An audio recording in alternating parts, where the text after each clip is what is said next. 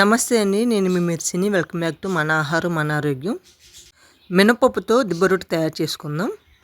మినువులు ఆరోగ్యానికి చాలా మంచిది కాబట్టి అసలు వీడియో ఎక్కడా స్కిప్ చేయకుండా వీడియో మొత్తం చూసి మీరు కూడా ఒకసారి ట్రై చేయండి.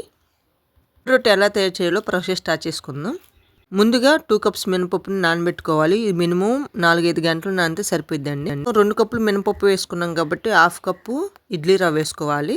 అంటే మినపప్పు ఎక్కువ ఉండాలి, ఇడ్లీ పిండి తక్కువగా ఉండాలి, అందుకని చెప్తున్నాను. క్వాంటిటీ 4 మెంబర్స్కి అయితే సరిపోద్దండి. మీకు ఎంత కావాలైతే అంత క్వాంటిటీ పెంచుకోండి. ఉప్పు పొట్టు తీసేసి నీట్గా వాష్ చేసుకుని పక్కన పెట్టేసుకోండి. దిబ్బ రొట్టెలోకి నేను పచ్చి కొబ్బరి వాడుతున్నాను. మీకు కావాలంటే ఎండు కొబ్బరి కూడా వాడుకోవచ్చు.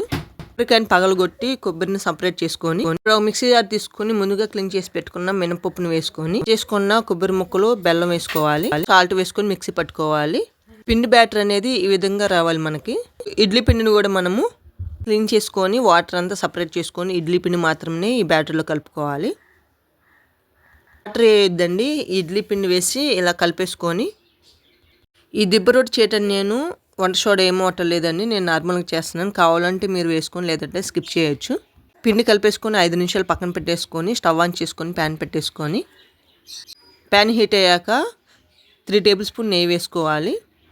దిబ్బ రొట్టె ఎక్కువగా నెయ్యితోనే చేసుకుంటామండి. మీ దగ్గర బటర్ ఉన్నా కానీ చేసుకోవచ్చు.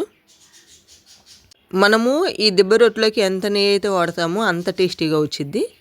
గీ కొంచెము హీట్ అయ్యాక పిండిని కొంచెం కొంచెంగా వేసుకుంటూ దిబ్బ రొట్టెలాగా తయారు చేసుకోవాలి. పిండి వేసుకున్న తర్వాత కొంచెం స్ప్రెడ్ చేసి ఇలా లిడ్ పెట్టేసి మంట సిమ్లో ఉంచుకొని ఈ రొట్టెని కాల్చుకోవాలి. చూడండి, ఈ విధంగా ఉండాలి నెయ్యి మాత్రము. కావాలంటే దిబ్బ రొట్టె పైన కూడా వేసుకోవచ్చు, లేదంటే ఈ నెయ్యి అయితే సరిపోద్ది. ఒకవైపు కాలిన తర్వాత రెండో వైపు టర్న్ చేసుకుందాం. స్పూన్తోనైనా మనము రెండో వైపు టర్న్ చేసుకోవచ్చు, లేదంటే మూతను పెట్టేసి అయినా రెండో వైపు టర్న్ చేసుకోవచ్చు. ఈ కలర్ వస్తేనే మనకి దిబ్బ రొట్టె టేస్ట్ చాలా బాగుంటుంది. ఈ విధంగా మాడినట్టు కాదండి, చక్కగా రోస్ట్ అయింది. ఒక రొట్టె చేసుకున్న తర్వాత మరొక దిబ్బ రొట్టె కూడా వేసుకోవాలి. ఇది చక్కగా ఆరిపోయిన తర్వాత నైఫ్తో కానీ పిజ్జా కట్టర్తో కానీ కట్ చేసుకోవచ్చు. మనము ఈ దిబ్బ రొట్టెలు మనము బెల్లం వేసాం కాబట్టి ఈవినింగ్ కానీ మార్నింగ్ స్వీట్ లాగా కూడా తినవచ్చు. అదే మార్నింగ్ టిఫిన్ లాగా కూడా చేసుకోవాలంటే బెల్లము స్కిప్ చేసి సాల్ట్ వేసుకొని మనము రొట్టె వేసుకున్న తర్వాత ఏదైనా చట్నీతో కానీ కర్రీతో కానీ సర్వ్ చేసుకుంటే చాలా బాగుంటుంది.